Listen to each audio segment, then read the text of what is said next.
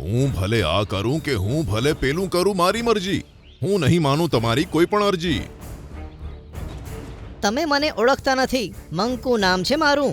1 જ મિનિટમાં આ ઝાડ પરથી તમને ઉખાડીને મૂકી દઈશ. હા, હું તને મારી ચાંચથી એટલું મારીશ ને, આખા શરીર પર ખાડા થઈ જશે. ઊભા રહો બંને જણા. મને લાગે છે આ વૃદ્ધ ઘુવડ અહીં એકલું રહે છે અને તેથી જ ચીડચીડિયું થઈ ગયું છે. જો આપણે તેને પ્રેમથી સમજાવીશું ને તો તે જરૂર સમજી જશે. હા, પીકુ વૃદ્ધ ઘુવડ અને વાંદરાની લડાઈ શાંત કરાવે છે. વરસાદના દિવસોમાં મારી બખોલમાં પાણી ભરાઈ ગયું છે, તેથી મારા મિત્રો મારા માટે નવું ઘર શોધી રહ્યા છે. જો તમને ગમતું ના હોય તો અમે અહીંથી જતા રહીશું દોસ્ત. મેં તને આટલું ખરું ખોટું સંભળાવ્યું, છતાં પણ તે મને દોસ્ત કહ્યો.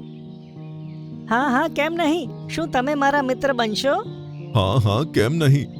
મારું કોઈ મિત્ર નથી અને બધા મને ઘરડો કહીને ચીડવે છે. તું આ ઝાડની નીચે ઘર બનાવીને રહી શકે છે દોસ્ત. જોયું મંકુ, પ્રેમથી કઠોર હૃદય પણ પીગળી જાય છે. હવે તમે પણ તેની સાથે મિત્રતા કરી લો.